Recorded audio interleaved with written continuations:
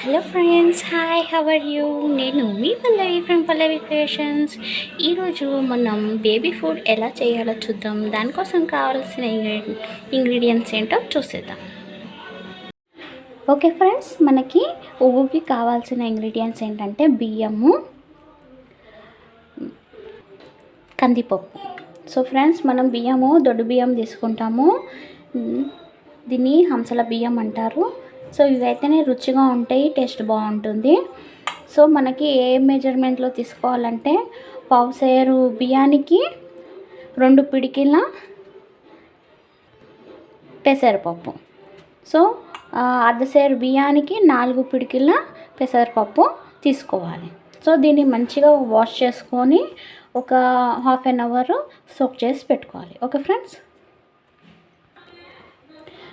Friends, ఈ విధంగా మనం కడిగి ఒక హాఫ్ అన్ అవర్ నానబెట్టుకోవాలి ఫ్రెండ్స్. సో మళ్ళీ ఒకసారి నేను మెజర్మెంట్స్ చెప్తానండి. ఓకే ఫ్రెండ్స్, బియ్యము అర్ధసేరుకి కందిపప్పు 4 పిడికెలండి. ఓకే ఫ్రెండ్స్, అదే పావుసేరుకి 2 పిడికలు, పావుసేరు బియ్యానికి 2 పిడికలు. ఓకే ఫ్రెండ్స్, మనము పచ్చి బియ్యాన్ని ఇది విధంగా క్లాత్లో వేసి ఆరబెట్టుకున్నాక మనకి ఇది చూడండి ఎంత పొల్లు అయింది. సో ఇట్లా ఆరబెట్టుకున్నాక ఇది కూడా మంచిగా ఆరింది. మనం బట్టలో వేసుకొని ఈ విధంగా ఆరబెట్టుకోవాలి. ఇప్పుడు పొయ్యి మీద ఒక కడాయిలో హీట్ చేసుకొని వీటిని వేయించుకోవాలి.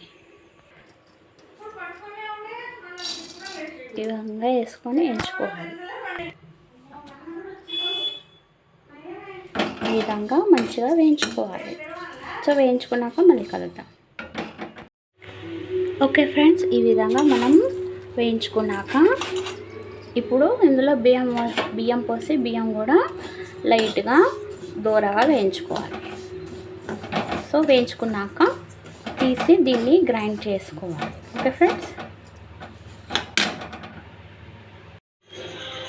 ఓకే ఫ్రెండ్స్, చూసారు కదా, ఈ విధంగా మంచిగా వేయించుకోవాలి. ఇప్పుడు దీన్ని మనం ఇందులో వేసేద్దాం.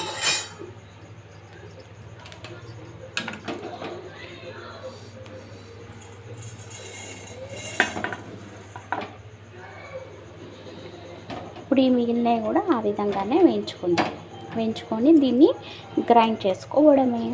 అంతే ఫ్రెండ్స్. ఓకే ఫ్రెండ్స్, ఇవన్నీ మనం వేయించుకున్నాక మనం మిక్సీ జార్లో వేసుకొని గ్రైండ్ చేసుకుందాం.